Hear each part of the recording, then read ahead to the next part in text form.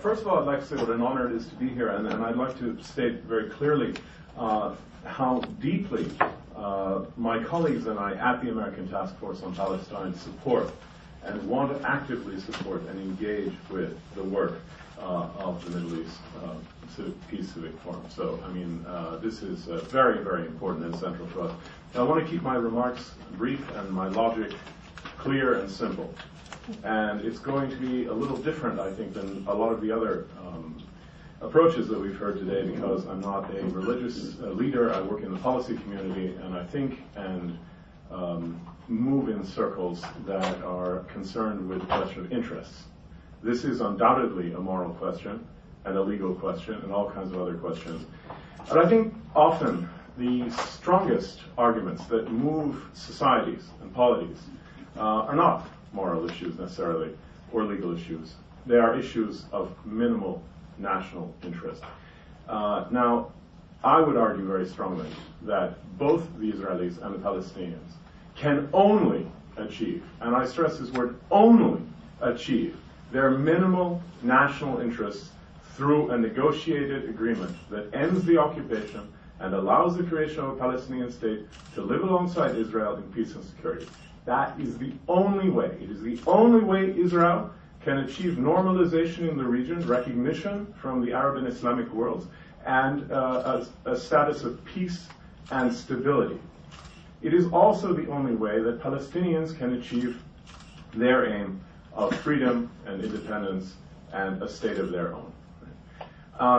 Now, because Israelis and Palestinians need the same thing, it ought to be a fairly simple matter for their friends of Israel in the United States, the friends of Palestine and the Palestinians in the United States, to work together, to pressure our government here, and to help our government here, and politicians like President Obama, whose engagement is really excellent, and I'd like to agree with everyone who's praised the president, to give them the political support required to actually take these bold steps. But I think until now, and until the emergence of forums like this, it's been very difficult for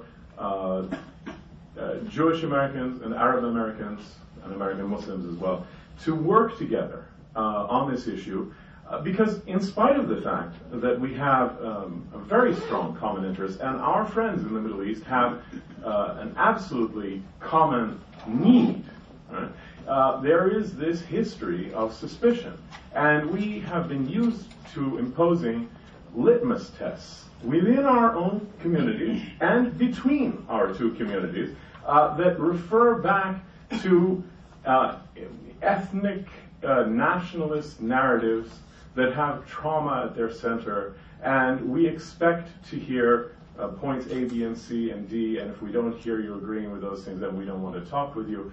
I think it is high time that we understand there's only one litmus test worth having, and that is, do you support a viable negotiated peace agreement between Israel and Palestine and an end to the conflict? If you do, I want to work with you. I don't care really how you got to that opinion. I don't care what other opinions you have. I don't care what you said 5 years ago or 10 years ago. I really don't care. If you want a negotiated agreement, a reasonable negotiated agreement, allowing for an end to the occupation and Israel and Palestine to live side by side in peace and security, then I have more in common with you than I do with my fellow Arab Americans or other people who come from the American Muslim community. Whether you are a Jewish American, a Christian American, or whatever. So we have more in common with each other than we do with our fellow community members who do not agree with us on the question of peace. The final thing that I want to stress is we know what the alternative is. The alternative is not going to be a calm and peaceful occupation that proceeds with the Palestinians simply agreeing to whatever situation the Israeli government finds convenient for it. It is not going to be a non-violent Gandhian resistance movement that dominates another 30, 40 years of conflict in the occupied territories. We've seen today a beautiful series of demonstrations of how religious sentiment can be deployed for good in the world. But I do think if you look at the trajectory of the Palestinian-Israeli conflict, you can see another side to the way religion can operate in the political sphere. And it can promote the opposite kind of impetus. And I think we see this conflict becoming increasingly less ethnic and increasingly more religious, increasingly less between Israelis and Palestinians over land and power in a small territory, and increasingly between extremist Muslims and extremist Jews over the will of God and holy places. Such a conflict really cannot be resolved, in my opinion. An ethnic conflict can be resolved through an equitable negotiated agreement. If we allow this to transmogrify completely away from an ethnic and into a religious war, I think the chances for a solution will be very, very grim. And the people who will pay the price will be the Israeli people and the Palestinian people. And those of us on both sides who have love and affection and a deep connection with both of those peoples have an urgent responsibility to help them avoid that. So that's why we need to come together in an open alliance without the old litmus tests. Thanks a great deal.